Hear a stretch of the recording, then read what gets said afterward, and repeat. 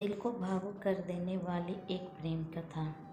यह प्रेम कहानी एक छोटे से गांव में रहने वाले एक लड़के की है जो कि अपने नज़दीक के गांव में रहने वाली एक लड़की से मोहब्बत करता था। वह दोनों एक दूसरे को बहुत पसंद करते थे, पर उन्हें पता था कि उनके इस रिश्ते को उनके घर वाले कभी भी नहीं स्वीकारेंगे। लड़के का नाम अभिषेक था और लड़की का नाम माधुरी। अभिषेक एक छोटे से किसान का बेटा था और माधुरी एक बड़े जमींदार की बेटी थी। दोनों की हैसियत में काफ़ी समानताएं थी, पर वो कहते हैं ना कि प्यार कभी हैसियत देख के नहीं की जाता। अभिषेक हर रोज़ शाम 6 बजे माधुरी से मिलने चोरी छुपे उसके गांव जाया करता था। वहाँ वह तालाब के किनारे बैठकर अपनी शादी के सपने को सच करने की बातें करते रहते थे। चोरी छुपे मिलना उनकी मजबूरी हुआ करती थी, क्योंकि गांव में अक्सर ऐसे रिश्तों पर हमेशा सवाल खड़े उठते हैं और गांव के लोगों की हमेशा से यही चाहते हैं कि उनके बच्चों का विवाह उनकी जात बिरादरी के अंदर ही हो, ना कि उससे बाहर।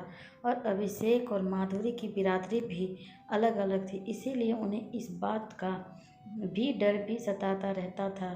यूं ही रोज़ रोज़ अभिषेक का घर से एक ही समय पर निकलना और पास के गांव में जाना उसके पिताजी को थोड़ा अजीब सा लग रहा था कि यह रोज़ इसी समय पर रोज़ क्या करने जाता है।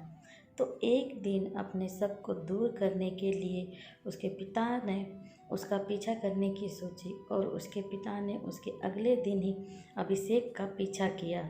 जब अभिषेक दूसरे गांव पहुंचा तो उसके पिता ने देखा कि वह तो तुलंग गांव के जमींदार की बेटी माधुरी से मिल रहा है और उसके साथ गले लग रहा था।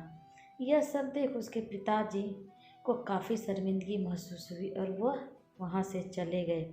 जैसे ही थोड़े समय बाद जब अभिषेक घर पहुँचा तो उसके पिता ने उससे पूछा कि आज तुम तुलंग गांव में क्या कर रहे थे। तो अभिषेक ने बोला, कुछ नहीं पिताजी, मैं बस अपने दोस्तों से मिलने गया था।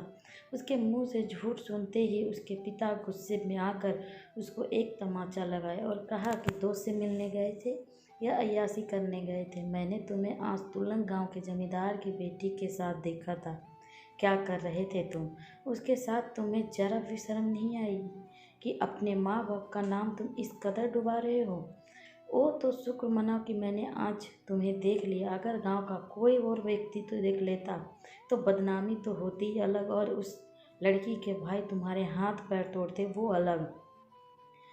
अभिषेक अपनी की गई गलती पर शर्मिंदा होता है और अपने पिता से कहता है कि मुझे माफ़ कर दीजिए, मेरे से बहुत बड़ी गलती हो गई। मुझे आपको यह बात पहले ही बता देनी चाहिए थी कि मैं माधुरी से बहुत प्यार करता हूँ और मैं उसके बिना एक पल भी नहीं जी सकता।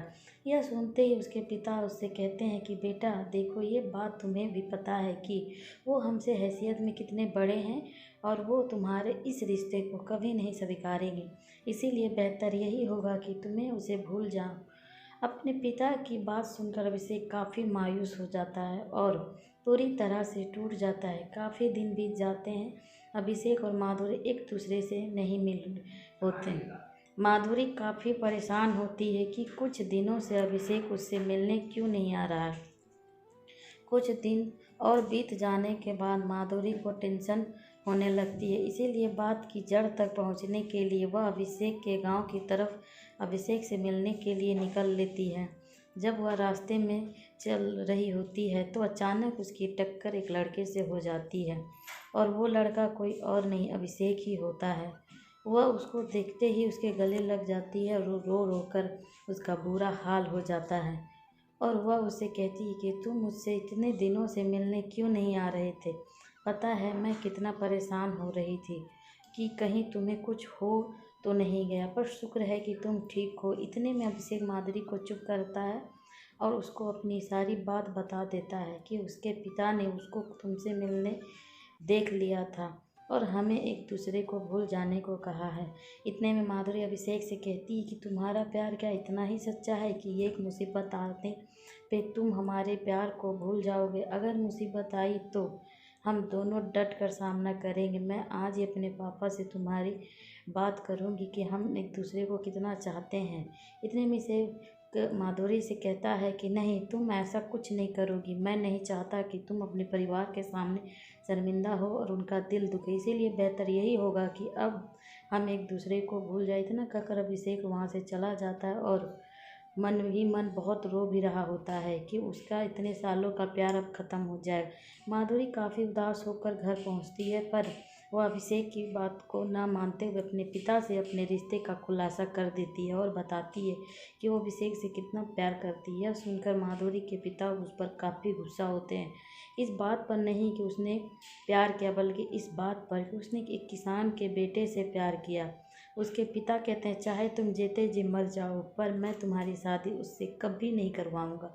तुम्हें हमारी हैसियत देखकर प्यार करना चाहिए था, हमारी भी इज्जत। अगर तुम्हारी शादी उस लड़के से होगी तो हमारी पूरे गांव में बेइज्जती हो जाएगी, और यह मैं जीते जी कभी नहीं होने दूँ। माधुरी के लाख मनाने के बावजूद भी उसके पिता उसकी बात नहीं मानते और उसको एक कमरे में बंद कर देते। कुछ दिन बीत जाने के बाद माधुरी के पिता उसकी शादी अपने एक दोस्त के बेटे के साथ पक्की कर देते हैं। माधुरी इस रिश्ते के लिए बिल्कुल भी तैयार नहीं थी, पर अपनी नाक कटने के डर से उसके पिता को यह फैसला मजबूरन लेना पड़ा। माधुरी की शादी की खबर सुनने कर अभिषेक को एक झटका लग गया था और वह काफ़ी दुखी हो गया था। माधुरी की शादी को होने में सिर्फ 2 दिन रह गए थे। माधुरी पूरी तरह से टूट चुकी थी, पर माधुरी को ये ज़रूर पता था कि अभिषेक के दिल में अभी भी उसके लिए प्यार जिंदा है। अब उसके अगले ही दिन माधुरी ने ठाना कि अगर मैं जीऊँगी तो अभिषेक के साथ ही, और मरूँगी तो भी तो अभिषेक के साथ ही। और इसी इरादे के साथ वह अपने कमरे की खिड़की से भाग गई और सीधा अभिषेक के पास जा पहुंची।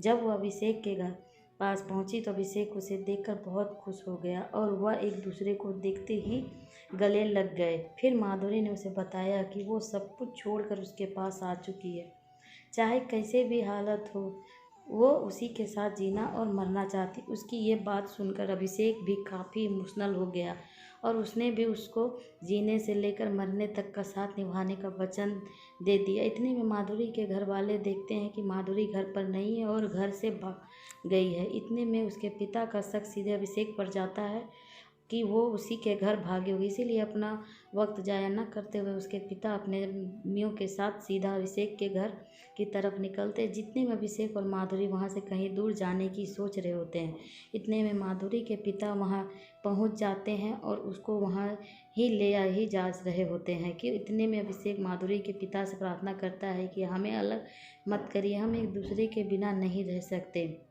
पर माधुरी के पिता उसकी एक बात भी नहीं सुनते और उसकी गोली मारकर हत्या कर देते हैं। यह सोचकर कि अब ये लड़का ही नहीं रहेगा तो माधुरी भी अब कहीं नहीं जाएगी और उनकी गांव में बेइज्जती होने से भी बच जाएगी। अभिषेक अब मर चुका था और अगले दिन माधुरी की शादी होनी थी, पर माधुरी इस शादी के लिए बिल्कुल तैयार नहीं थी, बल्कि वह तो अब अभिषेक के गम में डूब चुकी थी और उसने यह वचन लिया था, अगर जिएगी तो अभिषेक के लिए ही और मरेगी तो अभिषेक के लिए ही। अब शादी होने में सिर्फ कुछ ही समय रह गए थे, पर माधुरी अभी एक तक तैयार नहीं हुई थी। यही गम में सोचते सोचते अचानक उसकी नज़र चूहे मारने वाली दवाई पर पड़ती है और बिना सोचे वह दवाई उस जहर को उठा लेती है और उसे खा लेती है। यह सोचकर कि अब जीते जी तो वह उसकी ना हो सकी, पर अब मरकर तो उसकी हो सकती है, और उसके कुछ पल बाद ही माधुरी की मौत हो जाती है।